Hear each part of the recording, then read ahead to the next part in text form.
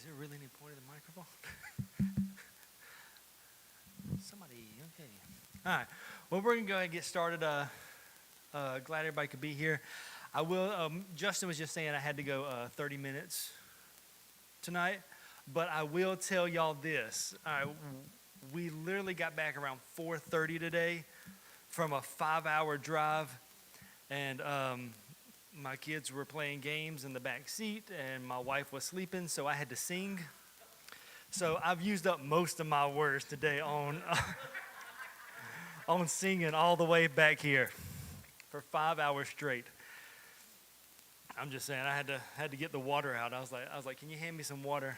I need to. My throat's a little dry, and I need to make sure I hit all those high notes. Phew! It was some good songs. But we're gonna get started.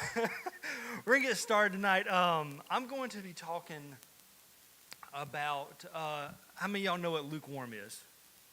Okay, everybody knows what lukewarm is. Okay, so I'm going to be reading Revelations 3:15 real quick. Let me flip over.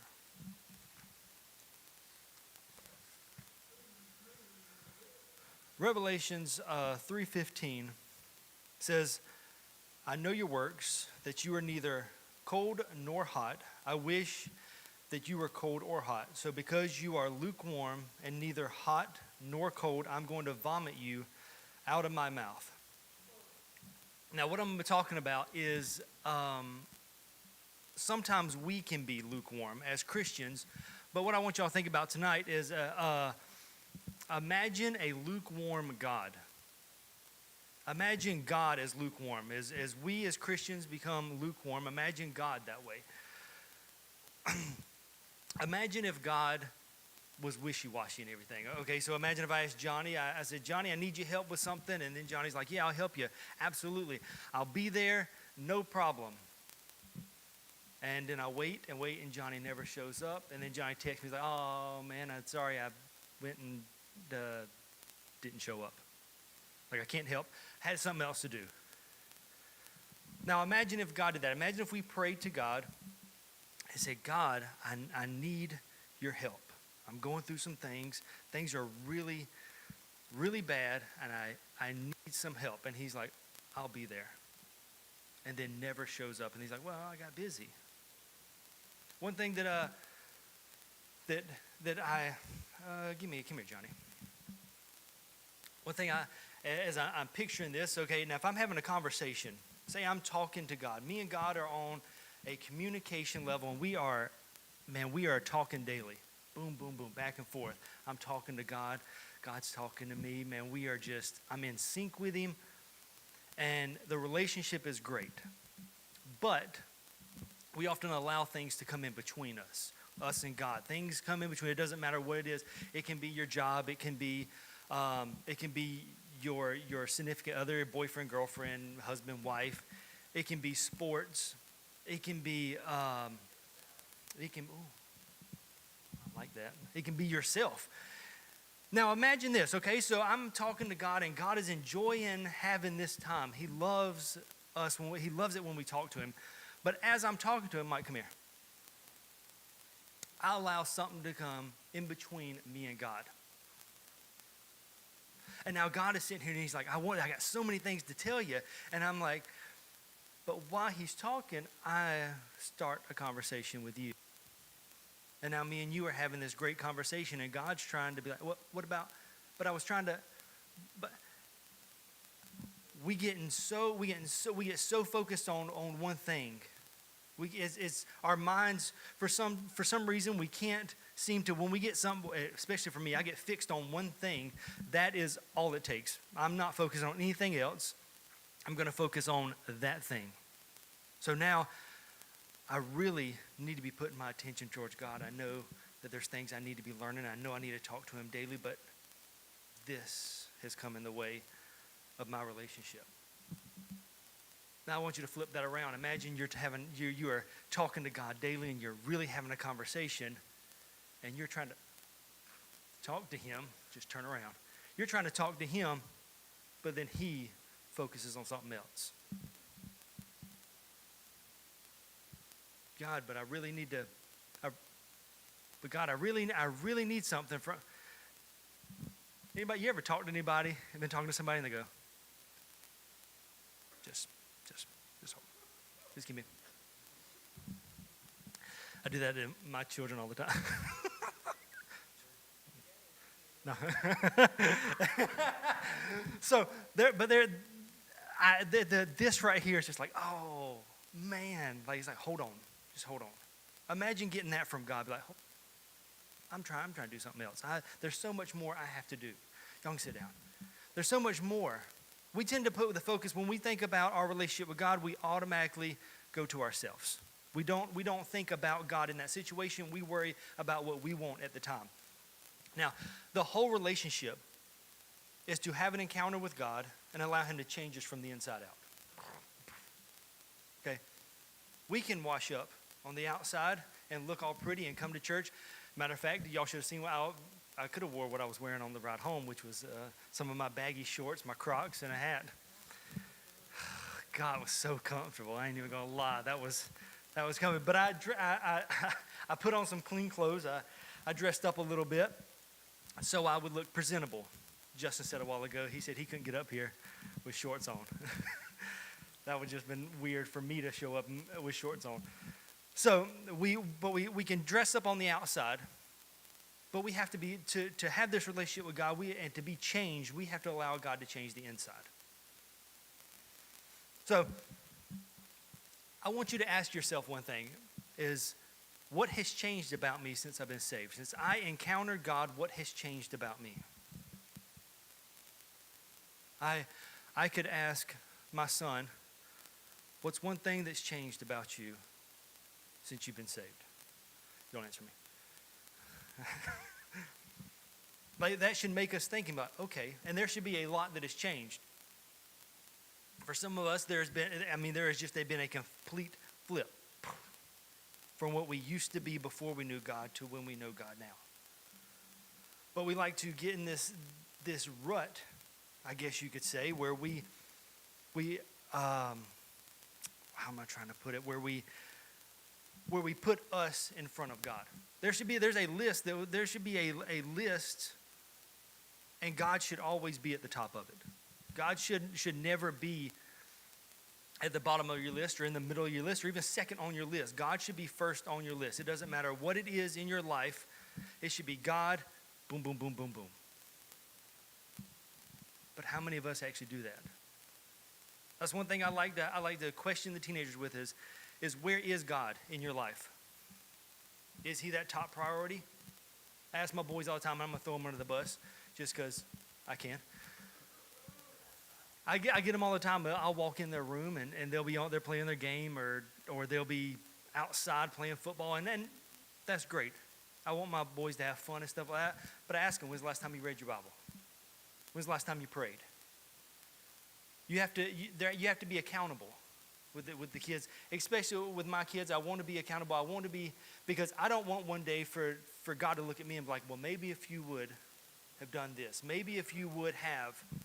And it's the same way. It's the same way for adults. We should have people that we have accountability partners, where when someone messes up, they can have somebody to fall back on, like, and they tell them the hard truth. Sometimes we like to sugarcoat things, and unfortunately that gives people a lot of trouble. So when we look at ourselves and say, what has changed about me? Like, what is it that has changed? Can we say, well, I'm saved, but I still smoke, I still drink, I still cuss, or I still talk the way I used to? We have to be different from the world. Like, we can't be lukewarm. My wife loves coffee, like hot coffee, cold coffee, whatever coffee. But like, I'm not a coffee drinker, but I know that coffee either has to be hot or cold. Okay, we was actually this past weekend we went to a coffee shop. She got some iced coffee. She said, "Oh, it's exactly the way I want it. Actually, even better." And she's like, "Taste it." So I taste it, and I really do hate coffee.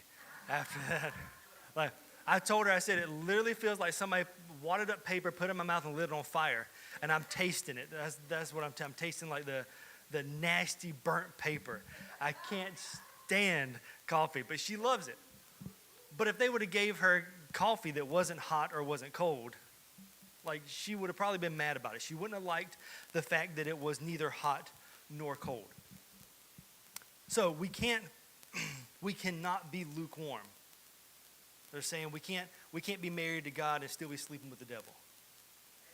Like we can't have that relationship where we want to be godly on Sunday, but then Monday comes around and we're just living like the world. That's not how this works. Now, I was actually going through some of my stuff and I found a whole nother thing. And what I was like, I'm going to take these two things, I'm going to mush them together. So, and it works pretty good. So we're just gonna go with it. So we can't live like the world and live for God. Just two things you can't do. Just like I can't. Mike is playing football this year. He can't play football, but also eat and not work out. Eat whatever he wants and not work out. It's just not how it works. He's not going to be the best version of himself. I have found that out. We went on our trip. We stayed at this hotel and it had a little gym, and I was like, perfect time for me to get back in shape, because I thought, this is it. I'm finally going to get rid of all this fat in 2 days. So we go and we start working out, and I realize how out of shape I really am. You start working out, and it's like, man, this hurts. Why am I sweating so much?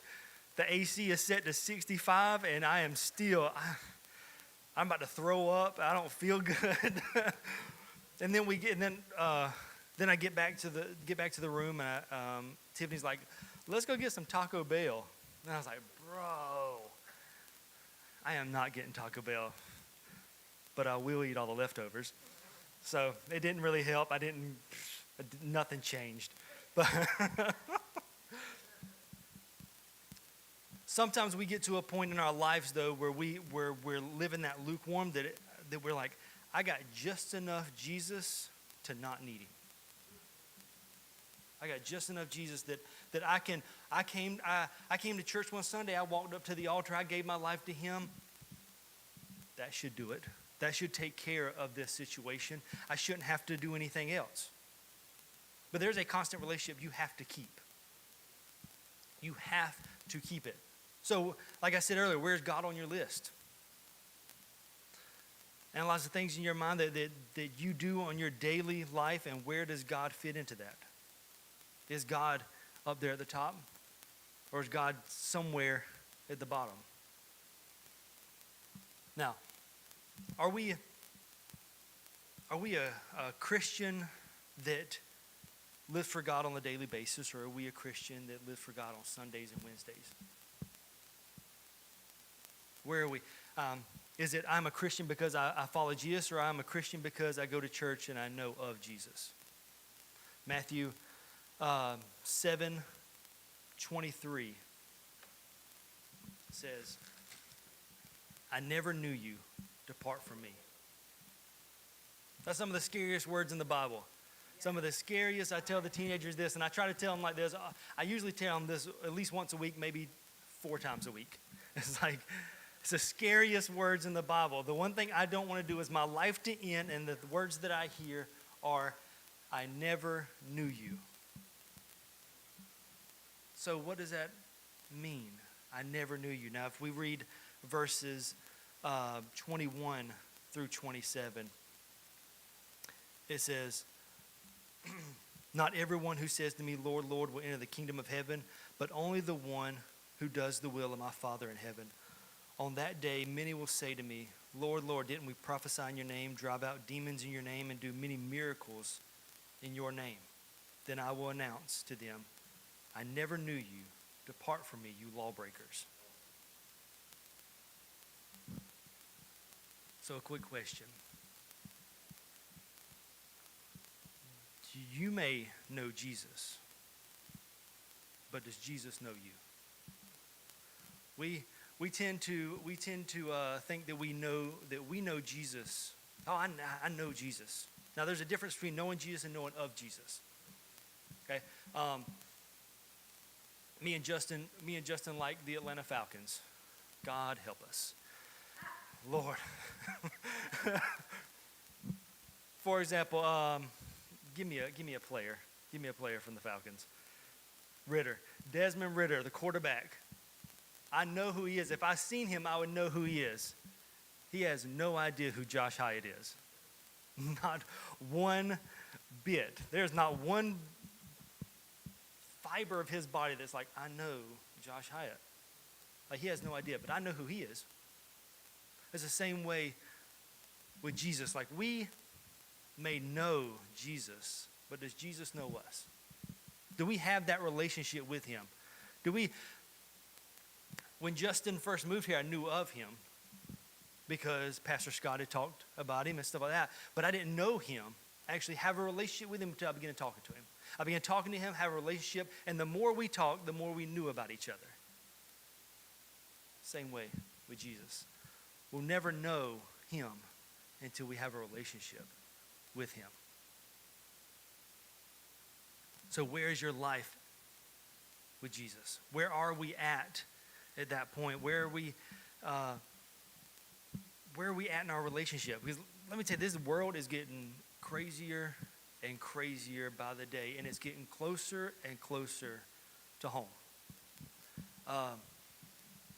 As most of us have heard with everything that happened in Christ County, like, it is getting closer and closer. And I don't think anybody's watching, so I'll tell. Just last week, was it? Last Monday where I work, I came just as laughing. I came in here, was it Tuesday or Wednesday? I don't know where it was, but I came in here and I was like, you guys got to hear this. And I was like, the adrenaline was still pumping at like 6, 7 o'clock at night. We had this big, wow. It was wild. But on Monday night at the complex where I work, at 2 o'clock in the morning, there was a shooting. 2 people were shot and critically injured, and they had to be rushed to Macon. One person was shot, from what I've heard, 6 times over nothing. And as this happened, and we laughed about it and things, but I think about it and I was like, would this have happened if just someone would have shared Jesus with them? Like, if someone would have went out of their way and be like, I just want to tell you about Jesus, because now there's people that's going to spend the rest of their life in prison because of something they did when it could have been prevented. I think about my own children. If I don't share Jesus with them, they will share the world with him. We're in a battle of who's going to win. Who will it be? It's a battle of good and evil. Who is going to win? Will it be the church? Will it be Jesus? Or will we allow the world to take a whole nother generation away? We're watching it happen every day. We're watching these young kids. I seen where, because I had no idea who was involved, but I seen where one of them was a 17-year-old boy. 17 years old. Hadn't even started his life yet. And now it's gone. And I pray that one day he finds Jesus and it changes him forever. And that the things that he has done in his past will not be held against him, because Jesus has changed all that for him. So I ask all of you, what can we do to change this world? What can we do to change our community? What can we do to change our neighborhood? What can we do to change the person we work beside? I watched a video, and it was, I don't know which one it was. It was the big guy from Penn and Teller. Which one? I don't know which one that is. Penn and, you act like you have no idea who Penn and Teller is. The magicians. The big guy with the ponytail. He said, how can you say, if you believe in a heaven and a hell, and that people are dying every day and going to this hell that you believe in, how can you say that you're a Christian and you love them if you're allowing them to? if you're not sharing what you believe will save them, he said, if you were standing in the middle of the road and there is a semi coming, he said, I'm going to do everything in my power to get you out of the way of that semi. He said, people are dying every single day and going to this hell that you believe in, and you're allowing it and doing nothing about it. What can we do to change it? We have to be able to be bold. We have to be able. Jesus didn't sit back and be like, well, I guess if they want to know me, I guess that's fine. Like, he didn't force himself on people, but he went out and spread the love of God with people. We have to be able to do that. We have to get out of that comfort zone that we get in, that we're like, well, like a while ago when I told Kayla, I was like, you're talking, ain't you? And she's like, wait a minute. We ain't doing that.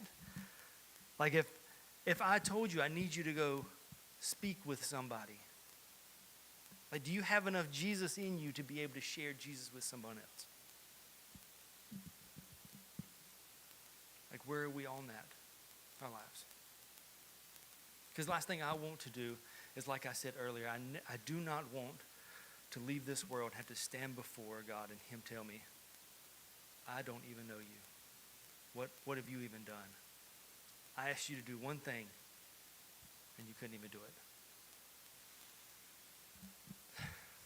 I'm going to end on that note, because I think I have used up my words for today, just as Justin said. I looked it up, and by the way, apparently men only talk 2,000 to 3,000 words a day, and women talk like 5 at least. Is it like 20? I should have got Tiff to speak tonight. She ain't done nothing to me. She been sleeping, man. So I'm gonna end with prayer, and then y'all be free to go. Is there anybody that has anything to say? Right? Yes.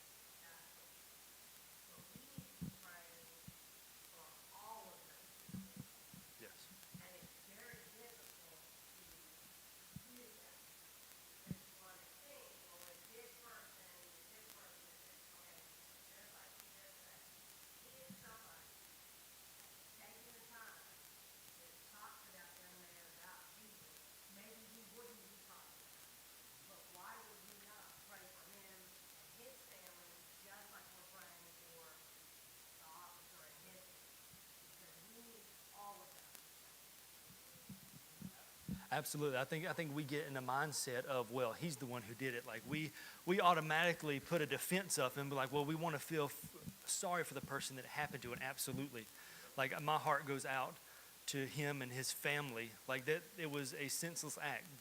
But what about the other side that we almost ignore because of what happened? And you're exactly right. I think that we have to open up and be like, yes, this did happen, and yes, he did make those actions, but we have to be able to pray for them and be able to almost be able to forgive them, be like, we understand, like, that we don't fight against flesh and blood. Like, it's not us two against each other. Like, it is a spirit, and it is running rampant right now. And we're seeing a lot, like I said earlier, we're seeing a lot more close to home. But you're exactly right. We have to be able to open up.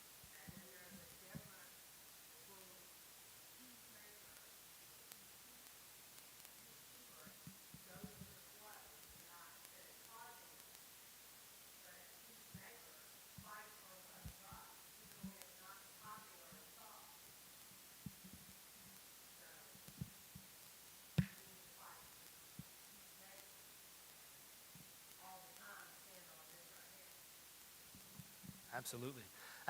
I'll go out.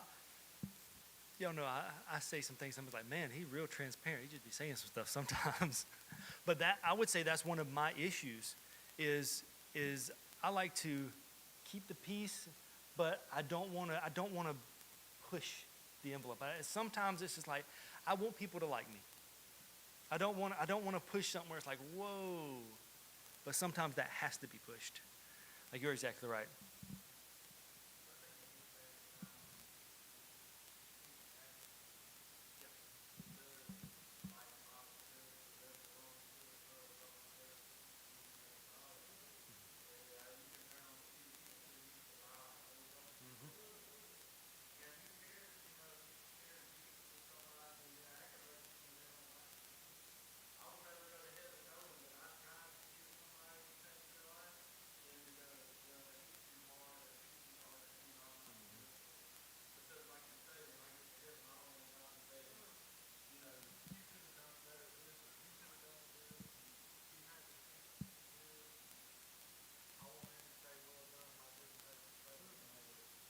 Absolutely. I think I've heard a lot of people say it, that the devil ain't hiding no more. He's coming right out and just coming right at you. Like, he ain't scared because we as Christians have gotten soft. And we're allowing these things to happen, and because we wonder, well, I love you no matter what. Sometimes we have to come back at them with the truth, because the truth is the only thing that's going to change somebody. Yes, that is very true. Anybody else? All right, we'll go ahead and pray and dismiss. God, we thank you for allowing us to be here tonight. We thank you for sending your son for us. God, we ask that you help us be more bold. God, to be able to step out of our comfort zones, to be able to challenge things, even though it's hard. God, we ask you that you go with us in those situations. God, that you help us find the words to say, that we don't go at it trying to win an argument, but we're trying to win souls. God, we thank you for what you are doing, even though sometimes it seems that the enemy has control of everything, that we know that you're still working. And God, we ask you to take us home safely and bring us back safely. In Jesus' name we pray.